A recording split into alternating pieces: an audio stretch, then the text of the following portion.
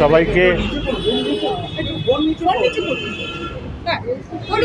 সম্বর্ধনা জানাচ্ছি, যেন সবাই তাদের অধিকার পায় এবং বজায় থাকে, এবং পরের বছরও যেন এইরকম অনুষ্ঠানে আসতে পারি এবং সবাই এর সাথে দেখা সাক্ষাৎ হতে পারে এবং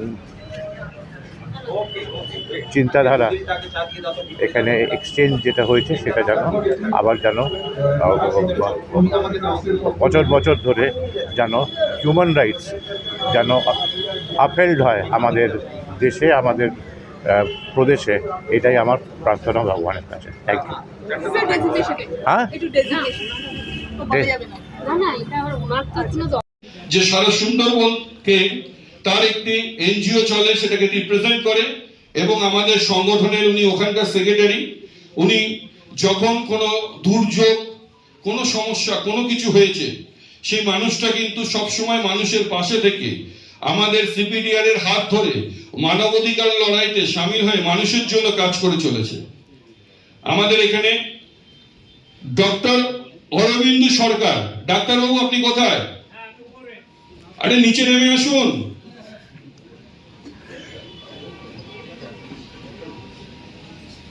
এই ডক্টর অরবিন্দু সরকারের কথা বলি, ওনাকে দেখলেই দেখতে পারবেন যে আমি ধরুন 27 বছর ধরে সংগঠন করছি, আমার আগে থেকে সংগঠন করে, আর যবে থেকে সংগঠন আমি করছি তবে থেকে উনি আমার সাথে আছে, কাঁধে কাঁধ মিলিয়ে। Customs Tribunal, and after demitting that office, he is now a senior advocate of the High Court. Human rights is very close to our hearts, but I tell you, it is something very simple. John Locke, the famous English philosopher, had said that we are born free, but everywhere in chains, which means that if we are restored to the state, or we are in the state when we are born, nothing else needs to be done. This movement about human rights is about removing the chains which our brethren, our fellow human beings, are constantly trying to tie around us. This should be the concept of human rights. It is always there, and we have to liberate ourselves from all those sources which try to deprive us of our human rights. I will not take long, I will try to be as short as possible, but my perception of human rights is that as life moves on, we are born and life moves on. There are stages of enjoyment of this human right. When you are born from your mother's womb, you are born as a child. Now, you have to be nurtured and cared by your parents. Now, if you are not, you have a human right, a newborn child also has a human right to be cared for. And if this care is not forthcoming, in most cases, parents are most caring. But in those rare cases where they are not, then we as carers or believers in human rights will have to give that right to the child. Now when the child grows up, if he attains 5 years of age, he acquires the right to education. Now that is also a human right. Now it is recognized by amendment of Article 21 of the Constitution, by adding 21A, which says that every child has a right to education to be administered by the state, at least up to the school final level. Now thereafter, when you further advance in life, one, say, a man or a woman will join a profession, will join an occupation. That is your workplace. you have rights in workplace. Secondly, you have a right to work in an atmosphere, to work in a state of atmosphere which is legal. You are not oppressed. You are not exploited. That is your human right. Thereafter, somebody decides to tie the nuptial knot and get married, man or woman. Rights are attached to that. Now, in every stage of life, and then you advance and come to the final stage, old age. Now, this last stage of one's life, I notice, is becoming more and more unbearable for many people in our country. They are not adequately taken care of by their children. This is what I have perceived, and I feel very strongly about it. Many of them have become non-resident Indians. They feel that their duty is over by sending some dollars, or in some cases they don't even send that, and entrust their old parents to some agent here who put them in hospital. Sometimes they die also, and then their children are informed that your so-and-so has died, you come and do the last rites. No, this is not the way. They also have inalienable rights to be cared for, to be protected. Now, in all fields, now if you are a politician, you have your right. If you are a judge, you have your right. You are a commercial person, you have your right. Now, a combination of all these rights is human rights. And if these human rights are adequately protected and encouraged, what we have as an outcome is a rule of law. And a rule of law is a rule which every democracy, which every civilized country will love or would want to uphold. So this is in short my perception of human rights, its conception, its preservation and its protection. So I am very much honored to be invited here and to share these thoughts with you. And I hope that you agree with me and will continue in future to be in support of activation of human rights. Thank you very much.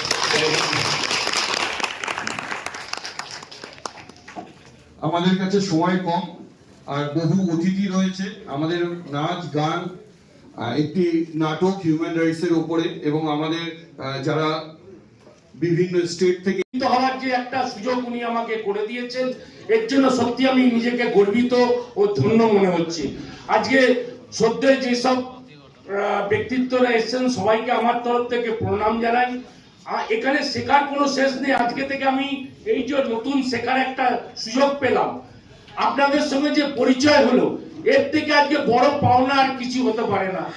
আমি এই জায়গাটায় আমি সত্যি আজকে নিজেকে খুব গর্বিত এই কারণেই মনে করছি, এত লোকের সঙ্গে পরিচয় হলো। আপনারা গ্রাম বাংলা থেকে এসেছেন। আজকে সারা পৃথিবীর যে কোনো জায়গায় আজকে যে হিউম্যান রাইটস ডেটা পালন হচ্ছে, এই পালন হওয়াটা কতটা জরুরি।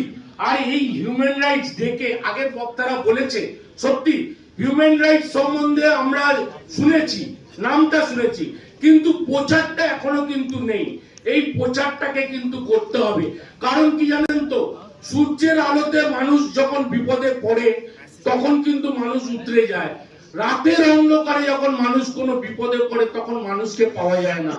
অনেক রাজনৈতিক লিডারদেরকেও দেখেছি ফোন বন্ধ করে দেয় বা ফোনের সুইচ কেটে দেয়।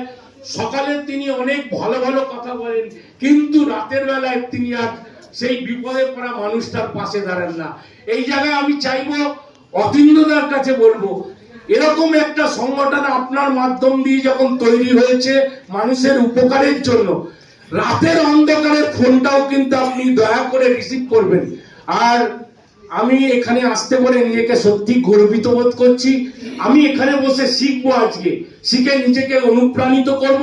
আগামী দিনে আরো ভালো কাজ করার জন্য যাতে আমিও আপনাদের মতো কাজ করতে পারি, এই শিক্ষা নিয়ে আজকে এখান থেকে আমি বাড়ি ফিরব।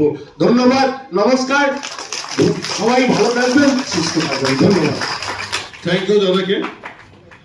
আগামী দিনে দাদার খুব ইচ্ছা, দাদার একটা ফুটবল একাডেমি চলে আমাদের এই সামনেই, এবং দাদার ইচ্ছা যে আমাদের সঙ্গে জুড়ে সংগঠনটাকে খুব হাতে শক্ত করবে, এবং আমাদের কাছে তার একটাই প্রেরণা যে আমরা যেন মানুষকে উৎসাহিত করি, যে যেন মানুষ আজকে ফোনের থেকে বেরিয়ে যেন খেলাধুলার মধ্যে যেন মানুষ চলে আসে।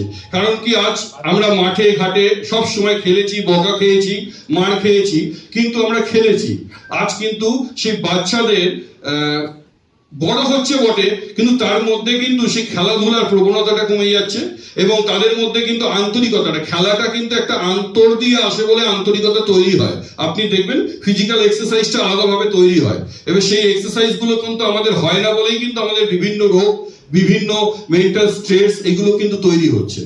সেই দিক থেকে আপনাদের সবাইকে বলবো, আপনারা সবাই আপনাদের সন্তানদেরকে এনকারেজ করুন যেন তারা কোনো খেলার কোনো অ্যাক্টিভিটিসের সাথে যুক্ত থাকে, তবে কিন্তু তাদের উন্নতি দিকটা কিন্তু আরো সুন্দরভাবে মসৃণ হয়ে যাবে।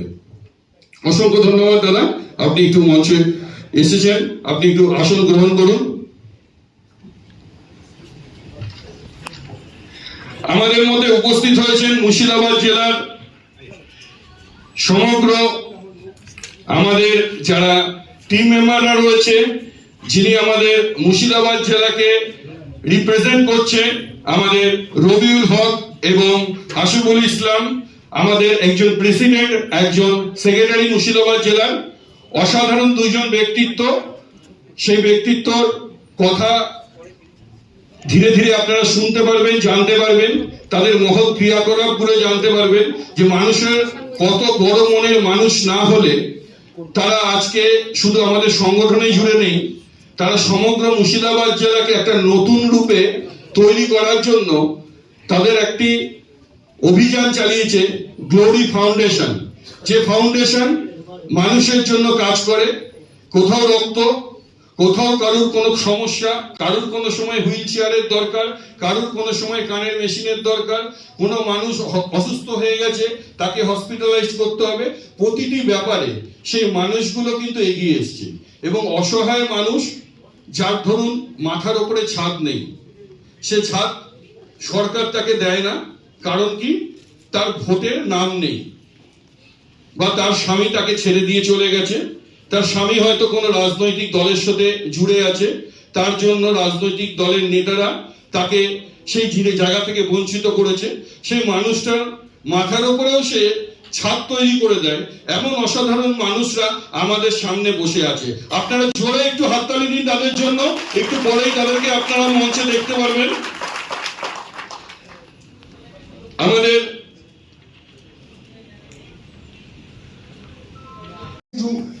আমি দেখাবো আপনাদের।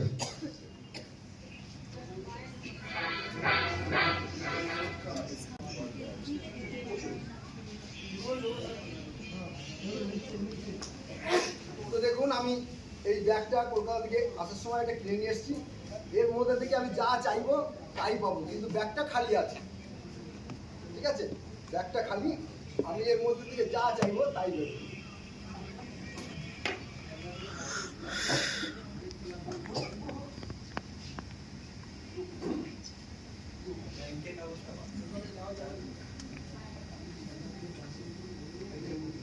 রবিউল, তাহলে আপনারা দেখুন, ব্যাগটাও খালি, আর এই পতাকাটার মধ্যে দিয়ে আমি করে দেখাচ্ছি।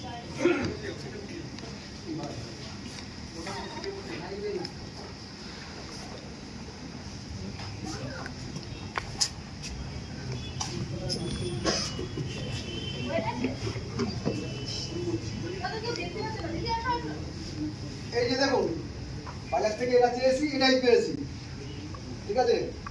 বাক্সটা খালি, কিন্তু আমি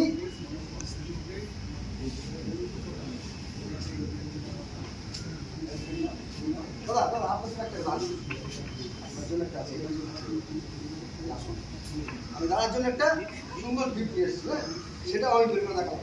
এটা দেখালাম খালি, কিন্তু এটা আমি আমার মন থেকে বানিয়েছি, যেটা চেয়েছি সেটাই পেয়েছি। আমি একটা ফটো করবো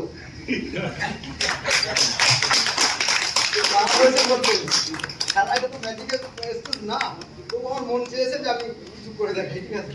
তাই আপনাকে দেখাবো। আর একটা জিনিস আমি দেখাবো,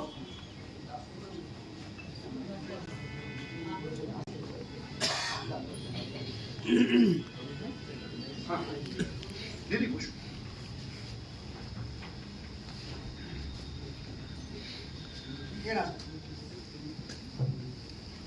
যেটা মেন ভূমিকা, এ থেকে আমাদের একটা শান্তির প্রতীক চিহ্ন বেরোবে, আপনারা খেয়াল করবেন। আমি এটা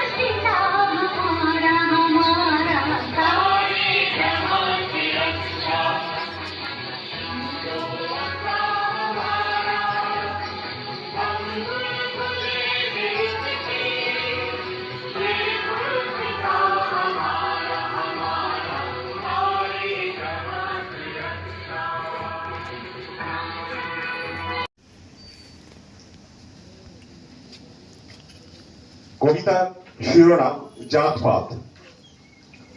লোকে জাতপাত নিয়ে নিজেদের মধ্যে করে ঝগড়া। কেউ সূর্য দেখে করে তার পূজা, কেউ বা পালন করে বিভিন্ন ধর্মীয় আচার অনুষ্ঠান, কেউ বা সূর্যের অবস্থান দেখে নির্ণয় করে দিন, বছর, ঋতু। সূর্যের আলো না আসলে পৃথিবী হয়ে যাবে অন্ধকার, সমুদ্র পড়বে না সূর্যের আলোক রশ্মি, শোষণ করবে না জল, সৃষ্টি হবে না মেঘ, আকাশ থেকে ঝরবে পড়বে না বৃষ্টি, নদীতে থাকবে না জল, জমিতে ফলবে না ফসল। ধীরে ধীরে জীবজগৎ হয়ে যাবে ধ্বংস। কিন্তু সূর্যের কি জাত, কেউ কি কোনোদিন ভেবে দেখেছে সেটা? আকাশের চাঁদ দেখে শুরু হয় রমজান মাস। এই চাঁদেরই বিভিন্ন পর্যায় হলো একাদশী, অমাবস্যা, পূর্ণিমা। আর এই চাঁদকে অনুসরণ করে বহু লোক পালন করে বিভিন্ন ধর্মীয় আচার অনুষ্ঠান। কিন্তু কেউ কি বলতে পারে এই চাঁদের কোন জাত? আমরা বাতাস থেকে অক্সিজেন গ্রহণ করি, আর এই অক্সিজেন না হলে প্রাণী জগতের হয়ে যাবে পতন। কিন্তু কেউ কি কোনোদিন ভেবে দেখেছে এই বাতাসের কোন জাত? যে জল খেয়ে আমরা থাকি বেঁচে, যাকে ছাড়া আমরা কোনোদিন পারবো না বাঁচতে, তখন আমরা ভেবে দেখি না এই জল কোন জাতের। একই সৃষ্টিকর্তাকে কেউ বলে ভগবান, কেউ বলে আল্লাহ, কেউ বলে গড, আবার কেউ বা বলে ঈশ্বর। কিন্তু কেউ কি ভেবে দেখেছে তাদের সর্বময় কর্তার কি জাত? বুদ্ধদেব, মহাবীর, হযরত মুহাম্মদ, যিশু, চৈতন্যদেব, রামকৃষ্ণ সবাই জনগণের কল্যাণের জন্য প্রচার করেছেন বাণী। ইনারা প্রত্যেকেই ছিলেন ভিন্ন ধর্মাবলম্বী, কিন্তু কেউ কোনোদিন করেননি অন্য ধর্মের বদনাম। তারা সকলেই চেয়েছিলেন সমগ্র মানব জাতির কল্যাণ। কোন ধর্মের লোককে কোনোদিন করেননি হিংসা, সকলকে করেছেন সাদরে আহ্বান জড়িয়ে ধরেছেন বুকে। তাদের কাছে কোনোদিন বড় ছিল না জাত, সবচেয়ে বড় ছিল মানবতা। কোন কোন ধর্মাবলম্বীদের বিশ্বাস পৃথিবীর প্রথম মানব ও মানবী এরা আদম ও ঈব। কিন্তু আমরা কি কেউ কোনোদিন জানি এরা কোন জাত ছিল? নিজেদের কাজের সুবিধার্থে জাত সৃষ্টি করেছেন মানুষ, আর যখন যেভাবে পারেন ব্যবহার করেছেন তার। আমাদের জীবন ধারণের জন্য কোনো সময় আমরা বিচার করি না জাতপাত। তবে ধর্মের নামে কেন এই বিদ্বেষ, কেন এই হিংসা হানাহানি, কেন নিজেদের মধ্যে এই মারামারি খুনোখুনি, কেন এই রক্ত ঝরার ঘটনা ঘটায়? নমস্কার।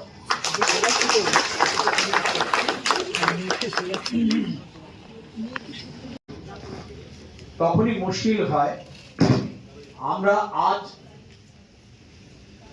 একসঙ্গে উপস্থিত হয়েছি এই কারণে যে আমরা নিজেদের কাছেই নিজের একটা শপথ নিচ্ছি যে আজ থেকে যারা নতুন এসেছেন বা যারা আছেন, যা আমাদের পুরনো রয়েছেন, সকলে মিলে আমাদের এই দায়িত্ব পালন করতে হবে। আমি শ্রী অতীন্দ্র ঘোষ মহাশয়ের যে সেক্রেটারি হিসেবে যে কাজ করছেন তার উপর দৃষ্টি রেখে আমি দেখতে পাচ্ছি এ প্রান্ত থেকে ও প্রান্ত ছুটে বেড়াচ্ছে খালি মানুষের সেবার জন্য। যে কোনো অন্যায়, যে কোনো মানে মানবাধিকার লঙ্ঘনের কেসে আমি অতীন্দ্রকে দেখেছি এক প্রান্ত থেকে আরেক প্রান্তে ছুটে গিয়ে সেটা সেটেল করতে, এবং আমি সেটা নিজে অনুভবও করেছি। সুতরাং আমি আজকে কথা দিয়ে যাচ্ছি। আপনাদের সবাইকে শুভেচ্ছা জানিয়ে আমি কয়েকটা কথা বলছি সংগঠন সম্পর্কে। 1993 সাল থেকে আমি এই সংগঠনের সঙ্গে জড়িত। টুকটাক সব নেতৃত্ব সবাইকে দেখে আসছি এবং তাদের সঙ্গে কাজও করেছি।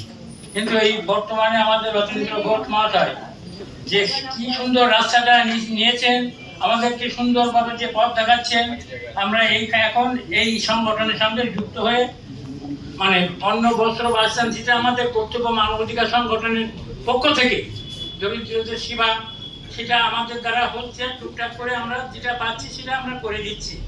সেই সব সংগঠন করতে গেলে যে দরিদ্র শ্রেণীর মানুষ যারা লাঞ্ছিত বঞ্চিত, তাদের কারো রেশন কার্ড হয় না, কারো পরিচয়পত্র নেই, এইগুলো দেখে শুনে আমাদের সুন্দরভাবে তাদেরকে এগিয়ে নিয়ে যেতে হবে। আর যে সংগঠনটা আমরা করি সে সংগঠনে অনেক অনেক নেতৃত্ব আমি দেখে আসছি, তারা অনেক রকম